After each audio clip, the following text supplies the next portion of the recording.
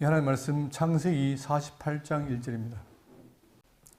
이 일 후에 어떤 사람이 요셉에게 말하기를 내 아버지가 병들었다 하므로 그가 그 두 아들 므낫세와 에브라임과 함께 이르니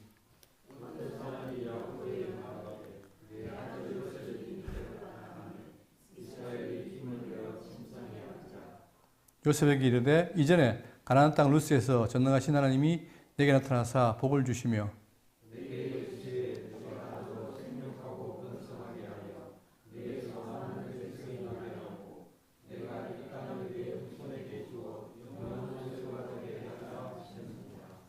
내가 애굽으로 가서 네게 이르기 전에 애굽에서 내가 낳은 두 아들 에브라임과 므낫세는 내 것이라 르우벤과 시므온처럼 내 것이 될 것이요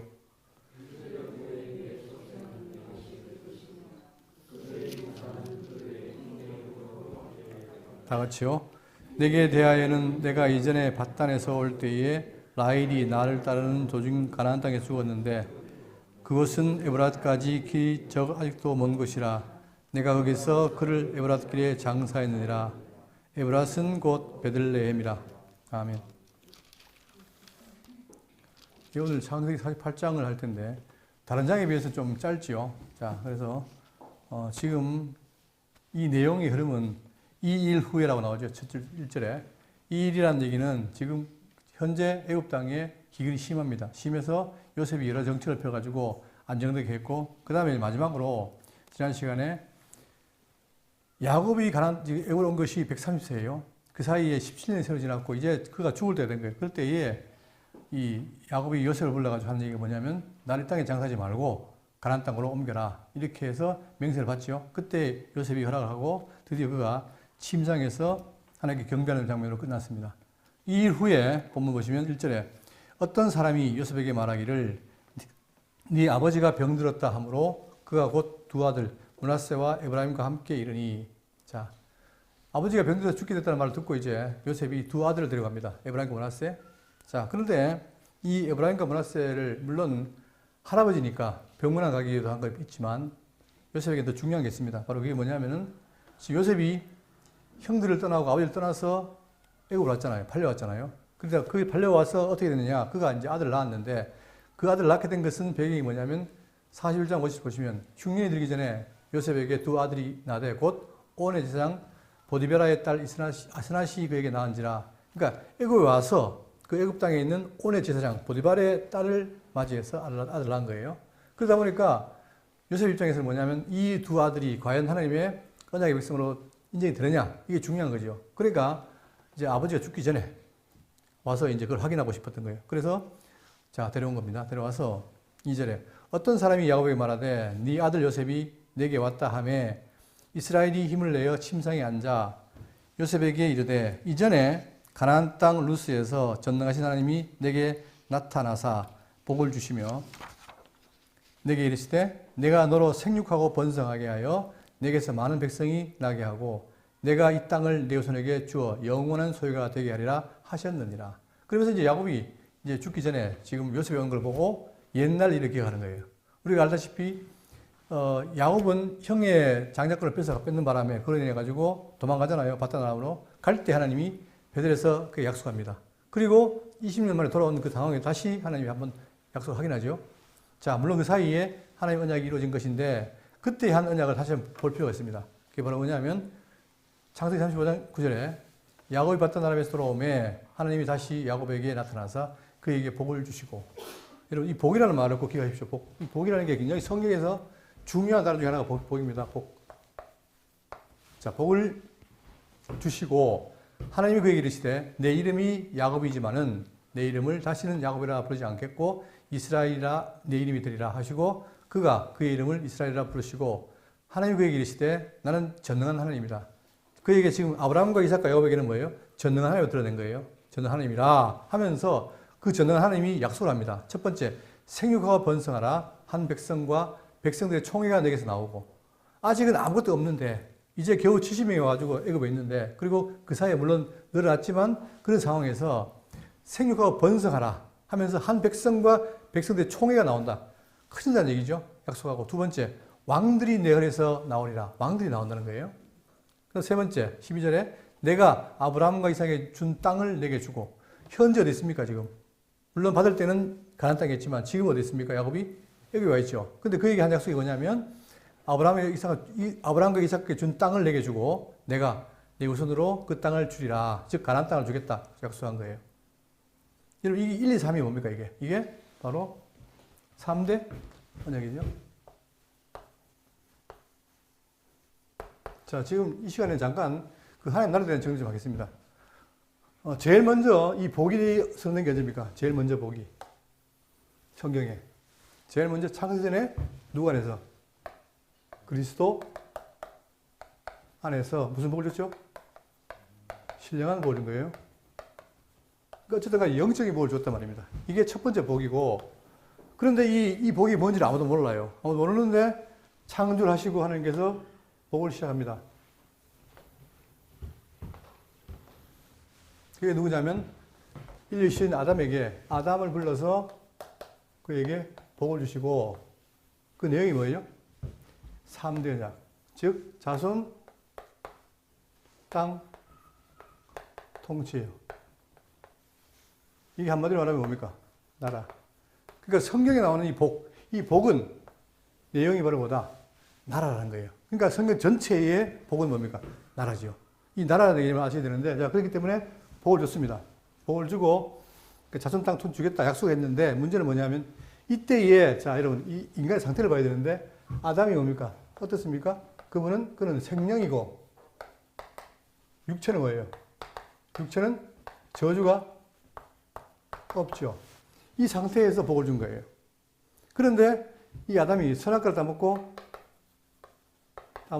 타락합니다. 타락하니까 주신 약속이 어떻게 돼요? 지금 일시적으로 멈춘 거지, 그죠? 자, 그러면 하나님이 주신 복이 인간이 타락한다고 해서 사라지느냐? 그게 아니에요. 이 언약의 특징이 바로 뭐냐면 주권성도 있고 유효성이 있는 거예요. 유효성. 은혜성도 있고. 그러다 보니까 아무리 인간이 타락해도 그 언약은 반드시 이루어지게 됩니다. 그렇죠? 그게 첫 번째 주신 복입니다, 이게. 그러니까 먼저 하면은 이 복이 가장 근본이고 그 다음에 두 번째 아담에게 준 복이 있는 거예요.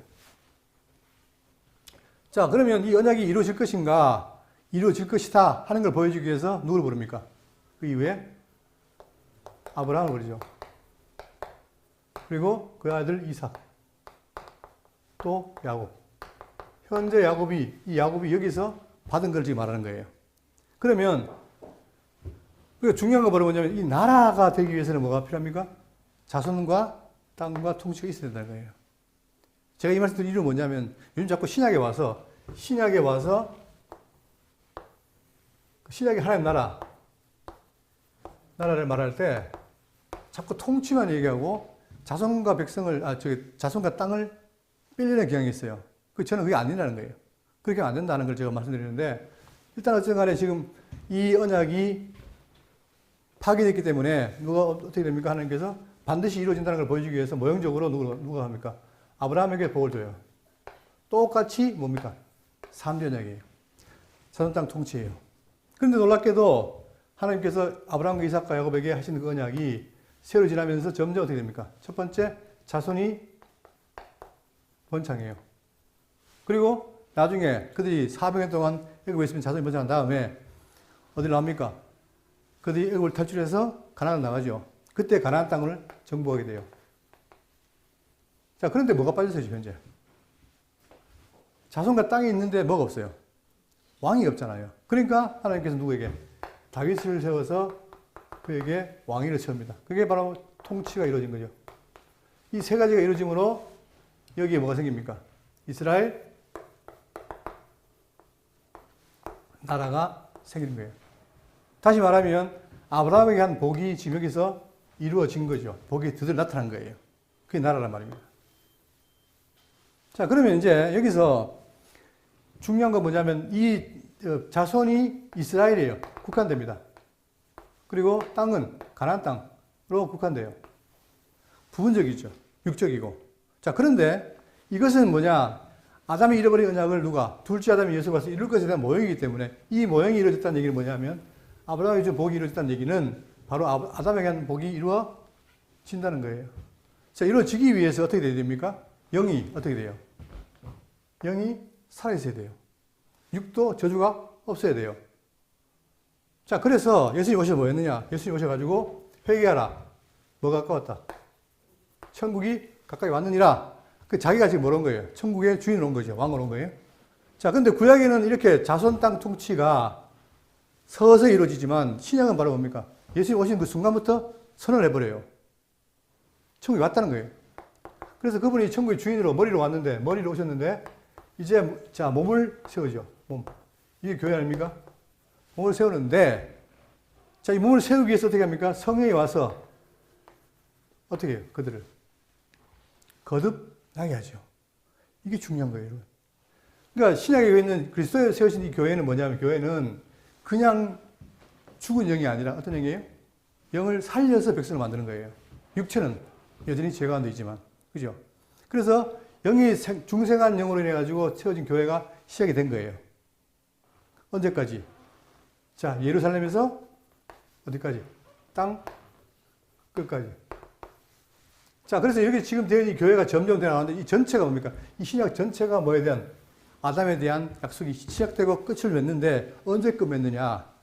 여기까지는 여전히 뭡니까? 여기까지는 교회로서 아직까지 육체가 죄가 안 돼 있어요. 그런데 예수님이 뭐 하십니까? 다시 재림하시죠. 재림해서 뭘 만들어요? 뭘 세워요? 천년 왕국 세워요. 천년 왕국. 자, 이게 왜 중요하냐면 이 천년 왕국은 이사야가 말하고 있는 이사야가 예언하고 있는 것에 대한 성취인데 이게 왜 중요하냐면 보세요. 천년 왕국 올 때 뭐가 사라집니까? 첫 번째. 사단이 무적에 갇힙니다. 그 말은 뭐냐? 다시는 인간을 유혹할 자가 있다 없다? 없어요. 그러더니 이 땅에 영이 살아나는 자들이 들어가는데 그들이 뭐가 됩니까? 여기서는 육체도 뭐가 돼요? 변화해요. 다시 말하면 처음에 아담처럼 타락하기 전 아담처럼 육체가 저주가 없는 몸으로 돌아가는 거예요. 그러면 보세요. 이때 천년왕국에서 이루어진 나라는 뭐냐? 영도 살아났고 그 다음 육도 변화된 거고 똑같은 조건 하에서 이 언약이 그대로 어떻게 됩니까? 여기 와서 이루어지는 거예요. 이게 두 번째 이루어진 거예요. 이게. 아담 언약이 이루어진 거예요. 이게. 여기도 뭡니까? 여기도 천년왕국에 땅이 있고 그 다음에 백성이 있어요. 어떤 백성? 영이 거듭나고 육체가 변화된 모습. 자, 그리고 이 땅에 여기에 누가 다스립니까? 그리스도가 왕으로 돼요. 이게 지금 두 번째 이루어지는 아담에게 대한 언약의 성취란 말입니다. 그러니까 우리는 현재 무천년이라는 말을 하고 있지만 무천년을 동의할 수 없는 게 뭐냐면 바로 이것이 언약의 근거가 되는 거예요. 이게. 자, 이게 두 번째입니다. 첫 번째 그러니까 아담에게 하신 언약이 자꾸 아담에게 한 언약은 타락했어도 이때 다시 이루어진다. 그리스도로 말하면 천년왕국 때 이루어지고 그 다음 아브라함에게 한 언약은 구약에서 이루어지죠. 그러니까 이 모든 것은 뭐냐? 이 두 가지 아브라함 언약도 그렇고 아담 언약도 그렇고 전부 이건 다 뭐예요? 장차 뭐라? 창세전에 그리스도 안에서 이 언약을 이루기 위한 뭐입니까? 오형이란 말입니다. 그러면 우리는 뭘 기대해야 되느냐? 아마 우리는 지금 이 땅에 살면서 천년왕국에 못 들어가요. 우리 순교도 안 당했고, 그죠? 그때까지 시도 있고 하니까. 그렇지만 중요한 게 뭐냐? 우리에게 뭐가 있습니까? 오전에 뭐 했죠? 우리에게 뭐가 있다? 영원한 소망이 있잖아요. 그죠? 소망. 그럴 때에 이 그리스도의 안에 하신 그 신령한 복은 언제 이루어지느냐? 이것은 이 땅의 복이 아니에요. 그렇기 때문에 마지막에 이 천년왕국이 끝나고 다시 곡감하고 전쟁이 일어나고 그 다음에 어떻게 합니까? 그리고 나서 사단을 가두고 심판하죠. 백보자 심판으로. 이때의 영생과 영사로 구분돼요. 우리는 여기 속하겠죠. 그러면 이게 바로 자 여기서 어떻게 되느냐? 여기서 천국의 백성은 뭐가 돼요? 영화인. 이제 우리 육체가 아니라 어떤 몸? 예수님 부활한 몸처럼 신령한 몸으로 변화돼서 그가 여기 들어가는 거예요. 그리고 땅은 새 예루살렘과 살렘 성이 돼요.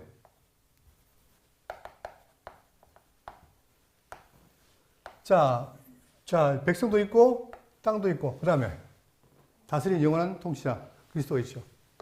이게 최종적인 뭡니까? 우리가 갈 영원한 천국인 거예요. 그렇기 때문에 우리가 다음 주 부활절인데 이 부활이 왜 중요하냐?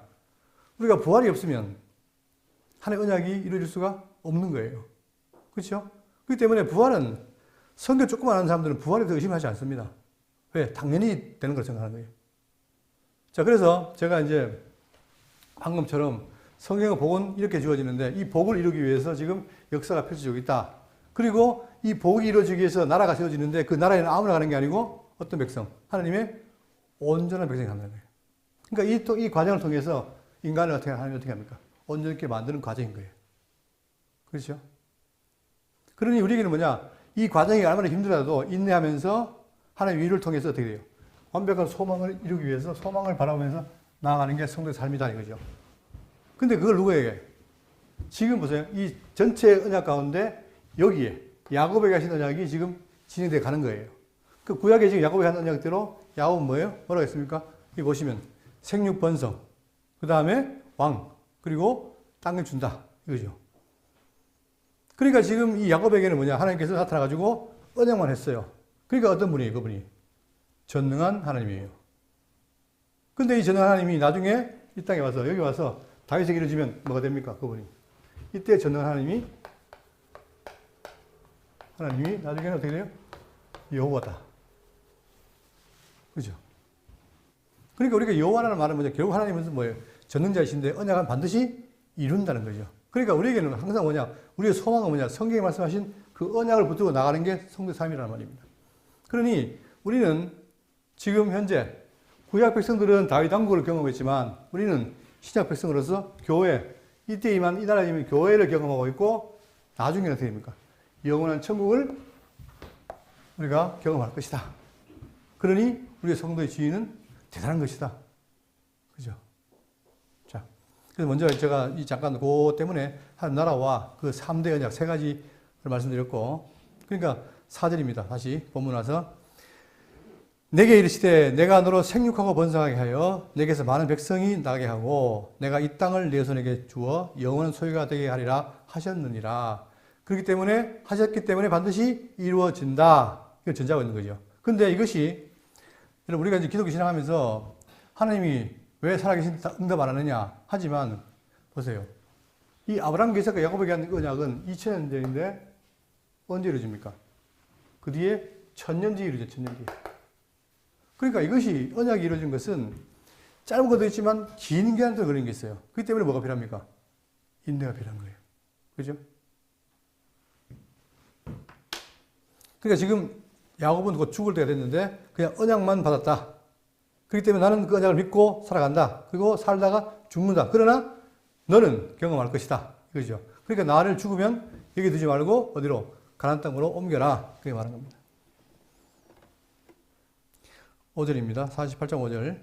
내가 애굽으로 와서 내게 이르기 전에 애굽에서 내게 낳은 두 아들 에브라임과 므낫세는 내 것이라. 르우벤과 시몬처럼 내 것이 될 것이요. 자, 이렇게 지금 현재 아직 복도 안 받은 그 두 아들 에브라임과 므낫세를 말하면서 미래를 예언합니다. 뭘 합니까? 자, 애굽에서 낳은 두 아들 에브라임과 므낫세는 내 것이다. 이게 얼마나 중요한 거예요. 내 것이라는 거예요, 지금. 남이 아니라는 거죠. 그러면서 르우벤과 시몬처럼. 르우벤이 누구죠? 야곱 12가 가는데 첫째, 둘째예요. 그러니까 이도 장자가 되고 차례 된다는 얘기죠. 그렇게 말하면서 내가 될 것이다 했는데 놀랍게도 그 나중 후세 그림 보시면 이거 보세요. 놀랍게도 이게 12지파 아닙니까? 성막을 중심으로 12지파인데 이 지파 가운데 에브라임, 므낫세, 베냐민이 딱 지파를 차지해요. 근데 여러분, 자, 요셉이 원래 12아들 중에 한 명이잖아요. 그죠?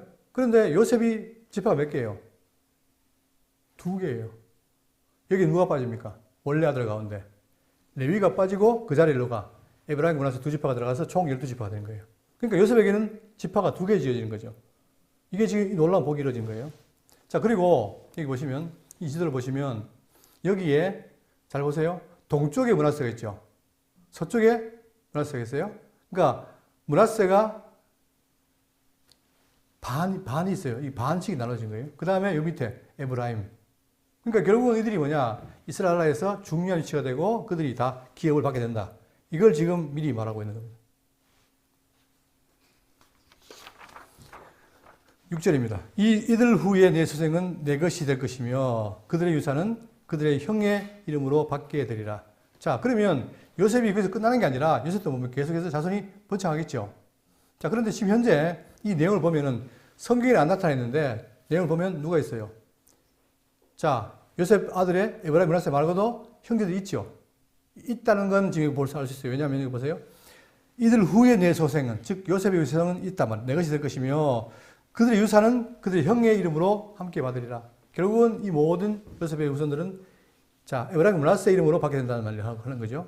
자, 그리고 이걸 보시면 나중에 민수기를 보시면 요셉의 아들들의 종족은 므낫세와 에브라임이요.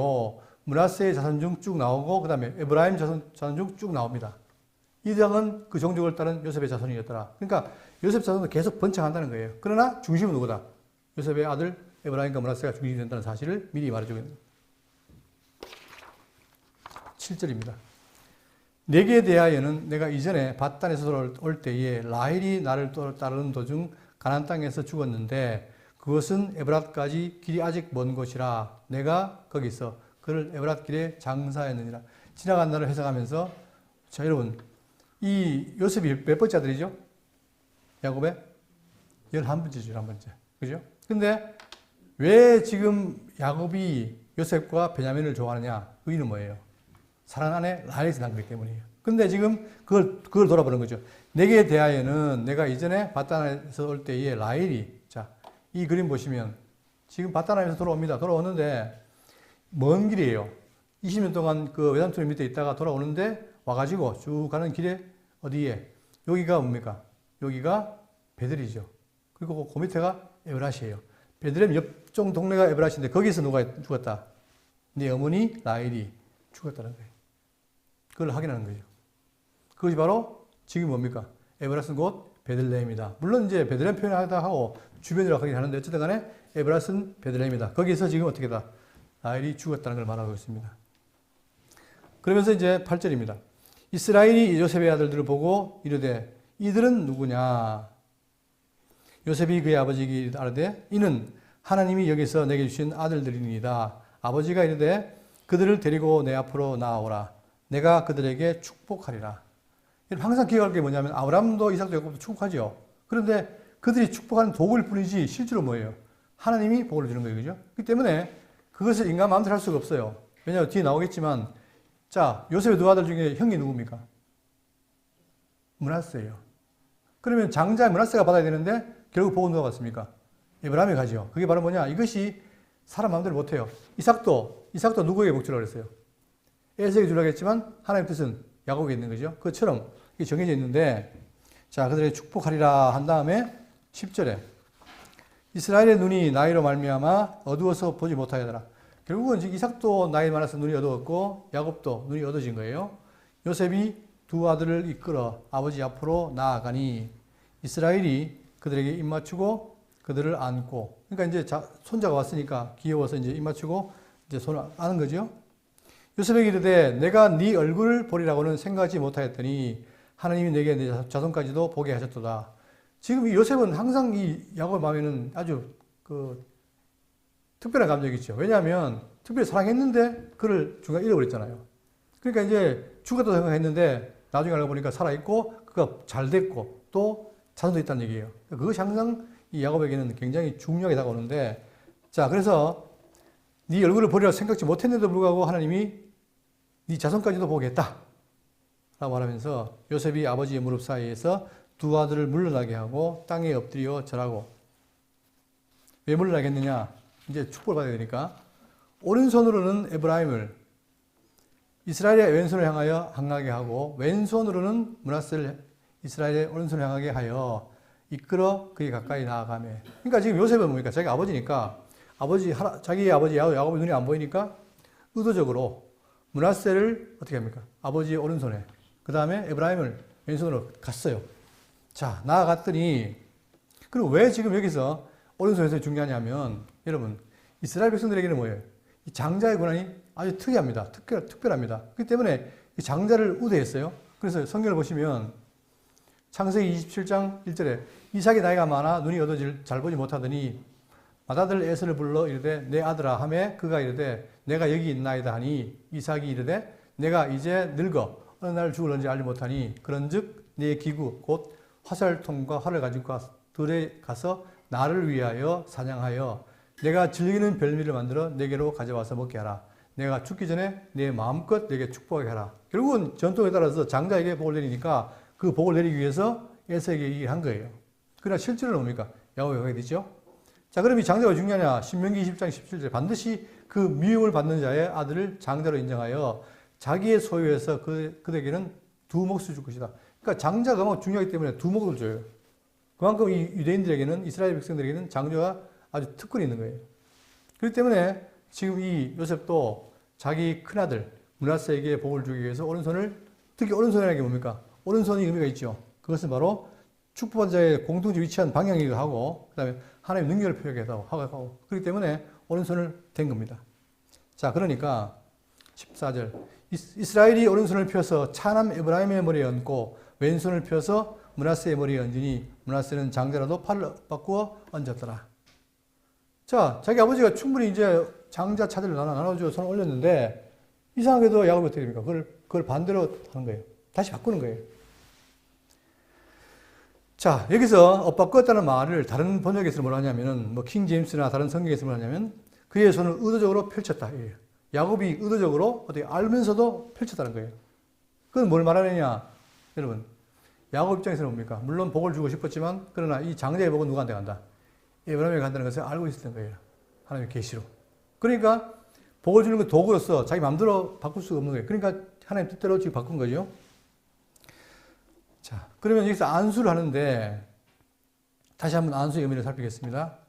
안수라고 하는 것은 이 내용이 신구약성 전체에서 처음으로 뭡니까? 사람에게 축복 주는 안수예요. 이게 처음 나오는 거예요. 근데 안수라고 하는 것은 첫 번째, 다른 사람에게 축복을 베풀거나 아니면 초자연적인 은사를 넘겨줄 때 행하는 행위입니다. 그 안수를 통해서 전가하는 거죠. 여기에 대한 내용은 신명기 34장 9절에 모세가 눈의 아들 여호수아에게 안수하였으므로, 자, 모세 후계자가 여호수아 아닙니까? 여호수아에게 뭐예요? 자기 모든 권한을 전가하는 거죠. 그래서 안수를 하는 거예요. 그에게 지혜의 영이 충만하니 이스라엘 자손이 여호와께서 모세에게 명령하신 대로 여호수아의 말을 순종하였더라. 그러니까 백성도 여호수아가 정말 그런 권한이 있느냐 없느냐를 확인해야 되는데 그거를 모세가 안수함으로 백성들이 보고 따라가는 거예요.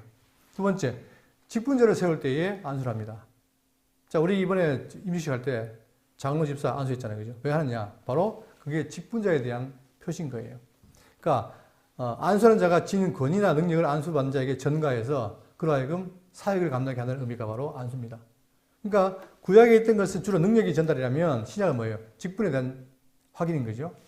디모데전서 1장 4장 14절에 내 속에 있는 은사 곧 장로의 해에서 안수받을 때에 예언을 통하여 받는 것을 가볍게 여기지 말며 이 모든 일에 전심전력하여 내 성숙함을 모든 사람에게 나타내게 하라. 그렇기 때문에 그 안수를 통해서 이것이 안수가 그냥 요식행위가 아니라 그걸 통해서 실제로 뭡니까? 어떤 그 사역에 대한 것을 감당하게 하는 의미를 갖고 있다. 그런 면에서 안수가 있는 거죠. 그러면 지금 여기서는 뭡니까? 1번이 첫 번째 거예요. 자, 그가 요셉을 위하여 15절입니다. 그가 요셉을 위하여 축복하여 이르되 내 조부 아브라함과 아버지 이삭이 섬기던 하나님 나의 출생으로부터 지금까지 나를 기르신 하나님. 자, 여러분 지금 야곱이 몇 살입니까? 147세예요. 근데 147세인 야곱이 뭐라고 표현해요? 나를 어떻게 했다? 기르신 하나님. 우리 같으면 지금 어른들이 지금 나를 기르다가 말하면 본인이 말하면 참 이렇게 그 뭐랍니까? 뭐 좀 그걸 머쓱할 텐데 지금 야곱은 거침없이 뭐예요? 나를 기르신 하나님이라는 표현을 해요. 왜 그럴까? 지난번에 제가 목자 말씀드렸지만 그들에게 뭐예요? 하나님이 양을 치는 목자인 거예요. 그러다 보니까 이것이 계속해서 나옵니다. 대표적으로 그리고 지난번 봤지만 10편 23편 1절에 여러분 다윗은 성군입니다. 위대한 왕입니다. 근데 그 다윗도 뭐예요? 여호와는 나의 목자시니 내게 부족함이 없으리로다. 그분이 결국은 나도 양인데 양 중에 하나인데 그분이 내 목자다. 그가 나를 푸른 풀밭에 누이시며 이게 그냥 하는 시가 아니라 여러분 시가 아니라 실제 겪은 걸 지은 거 아닙니까? 이 시는 역사를 갖고 있는 거예요. 그렇기 때문에 이스라엘 백성들은 뭐냐? 믿음의 백성들은 다 하나님이 자기를 길렀다는 걸 인정하는 거예요. 그죠? 그러면 오늘 우리는 뭡니까? 우리도 누가? 하나님이 우리를 길러가시는 거예요. 그걸 내가 인식하고 살면 어제 교통사고 나도 이해가 되고 다 되는 거예요. 내 영혼을 소생시키시고 자기 이름을 위하여 의의 길로 인도하시노라. 누가요? 하나님이 인도하신 거예요. 내가 간다고 되는 게 아니라 그분이 인도해야 되는 거예요. 내가 사망의 음침한 골짜기로 다닐지라도 해를 두려워하지 않을 것은 주께서 나와 함께 하심이라. 이때 해는 뭡니까? 해로운 해자예요. 그죠? 해를 두려워하지 않을 것은 주께서 나와 함께 하심이라. 항상 내가 어려운 가운데 있어도 주님이 나랑 함께 한다는 거예요. 주의 지팡이와 막대기가 나를 안위하시나이다. 주께서 내 원수의 목전에서 내게 뭐예요? 상을 주세요. 그건 뭡니까? 이 상이. 어떤 상이에요? 밥상이에요, 밥상. 이 상이라는 게 우리 주는 뭐 프라이즈 상이 아니고 밥상이란 말입니다. 그러니까 내가 그만큼 뭐예요? 어려운 가운데도 여유롭게 상을 차려서 먹게 한다. 그리고 기름을 내 머리에 부으셨으니 내 잔이 넘치나이다. 내 평생의 선하심과 인자심이 반드시 나를 따르리니 내가 여호와의 집에 영원히 살리로다. 결국은 이스라엘 백성들이나 모든 믿음의 선지들은 뭐냐? 공통적으로 우리가 살아가는 삶에 있어 나를 인도하시고 기르시는 분이 누구다? 하나님이라는 사실을 증거하고 있는 거예요. 똑같이. 그러니까 지금 야곱만 그런 게 아니라 다 모든 믿음의 선지들을 다 고백하는 거죠. 그러니까 지금 다시 보시면 15절에 그 요셉을 위하여 축복하여 이르되 내 조부 아브라함과 아버지 이삭이 섬기던 하나님. 그러니까 아브라함도 하나님이 길렀고 이삭도 길렀고 그 다음에 나의 출생으로부터 섬기던 지금까지 나를 기르신 하나님이다. 나도 그분이 길렀다. 16절 나를 모든 환난에서 건지신 여호와께서 여호와의 사자께서 이 아이들에게 복을 주시오며 이들로 내 이름과 내 조상 아브라함과 이삭의 이름으로 칭하게 하시오며 이들이 세상에서 번식되게 하시기를 원하나이다. 근데 자기 소개가 뭐랍니까? 자기 소개하기를 나를 모든 환난에서 건지신. 여러분 우리가 지금까지 쭉 창세기 공부하면서 창세기 족장이 아브라함, 이삭, 야곱에 대한 얘기가 나오고 지금 요셉인데 야곱이 어떻게 됩니까? 야곱이 형을 피해 갈 때부터 뭐예요? 그에게는 삶이 환난이잖아요, 환난. 그죠?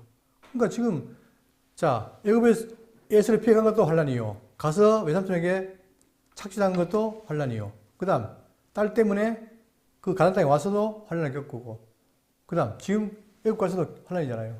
이 모든 것에서 누가 있다? 여호와께서 건졌다.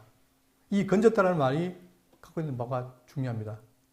이 건졌다는 말이 히브리어 고일이라는 말인데 이 말은 뭐냐면 대표적으로 출애굽기 6장 6절에 그러므로 이스라엘 자손에게 말하기를 나는 여호와라 내가 애굽 사람의 묵은 짐 밑에서 너희를 빼내며 그들의 노역에서 너희를 건지며 건졌다. 다시 말하면 죄악 가운데서 애굽의 그 어려운 가운데서 우리를 어떻게 했다? 빼냈다. 해방시켰다 이 말이에요. 그리고 편팔과 여러 큰 심판으로서 너희를 속량했다. 이게 건졌다는 말입니다. 그러니까 지금 아까 얘기했처럼 기르는 분도 하나님이고 그 기르는 분이 어떻게 됩니까? 우리를 환난 가운데서 빼내신 분이라는 얘기예요. 그리고 또 이사야 43장 1절 보시면 야곱아 너를 창조하신 여호와께서 지금 말씀하시느니라 이스라엘아 너를 지으신 이가 말씀하시느니라 너는 두려워하지 말라 내가 너를 어떻게 했다? 구속하였고 건졌고 너를 지명하여 불렀나니.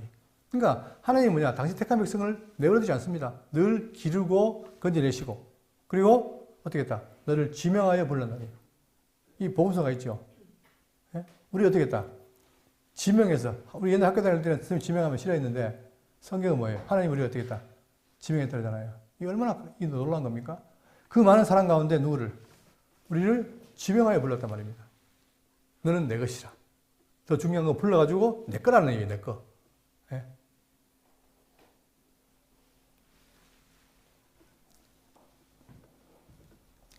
자, 우리가 지금 우리 위치가 여러분 제가 지금 살면서 이 땅에서는 초라할 줄 몰라도 우리의 배경과 심을 보면 하나님 우리를 어디 기르시고 건진 사람들이에요.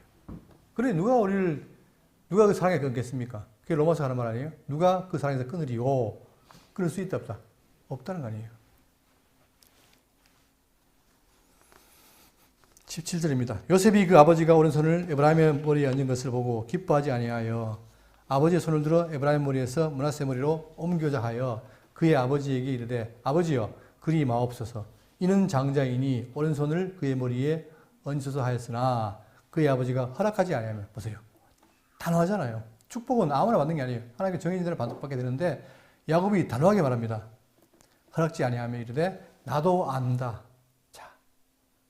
내가 안다. 네 아들이 누가 장자인지 안다. 그러나 이렇게 하는 게 맞다는 거예요. 내 아들아 나도 안다. 그도 한 족속이 되며 그도 크게 되리니와 그의 아우가 그보다 큰 자가 되고 그의 자손이 여러 민족을 이루리라 하고. 여러분 우리가 역사 후반부에 보시면은 뭐가 나옵니까? 이스라엘 대표가 이름이 뭐예요? 에브라임이죠. 에브라임이 그냥 크게 쓰이는 거예요 지금. 그죠? 그리고 에브라임에서 뭐가 나와요? 장차 목자가 나리라 했잖아요. 그죠? 그만큼 지금 이 역사 속에서 에브라임의 위치는 크다. 즉 야곱이 언약한 대로.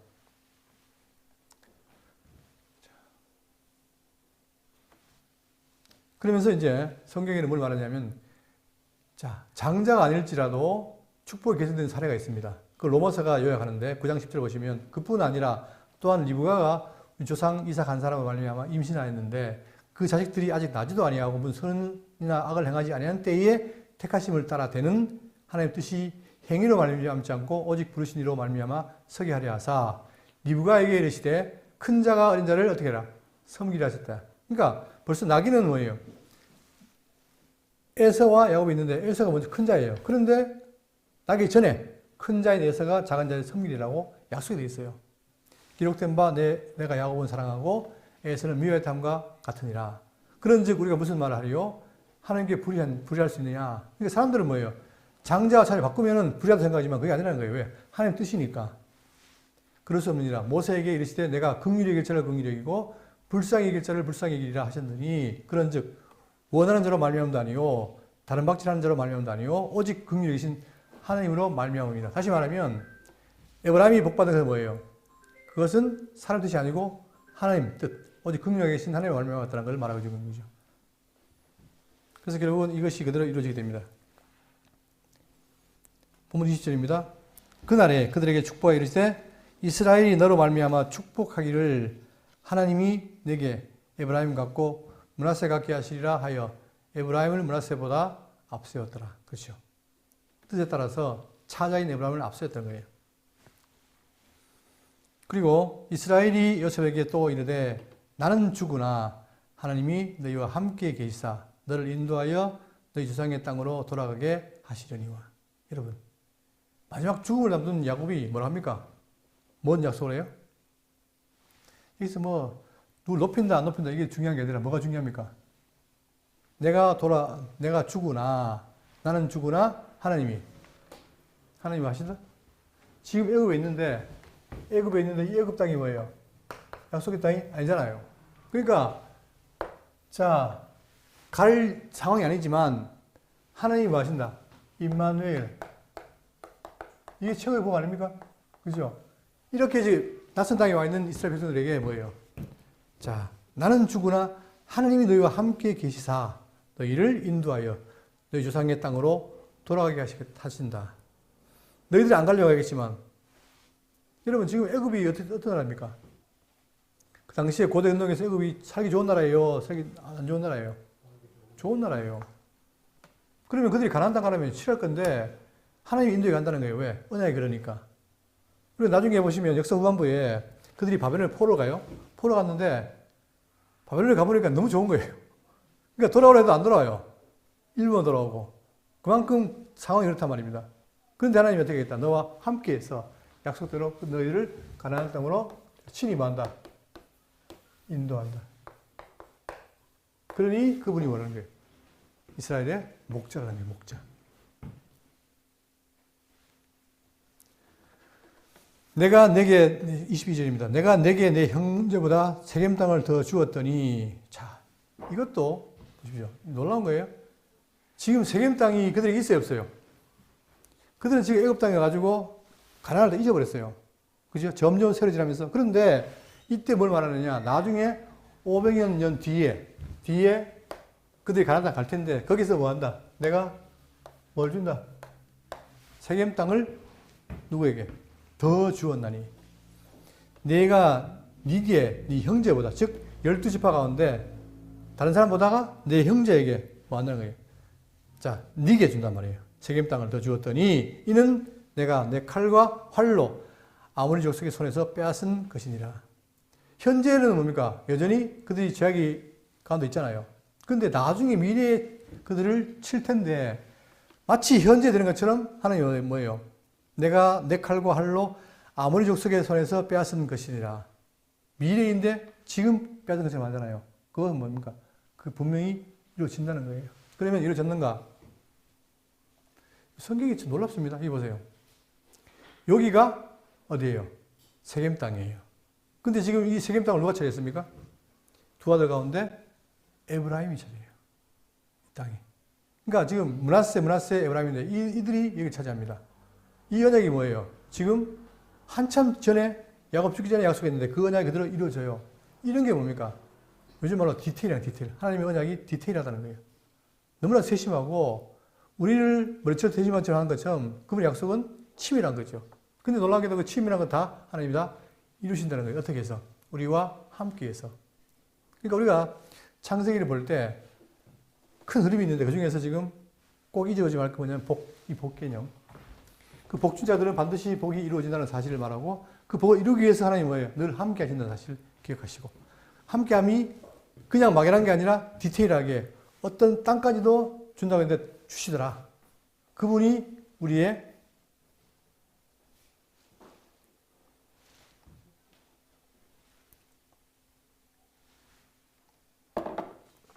갱년기 증상이 자꾸 나와가지고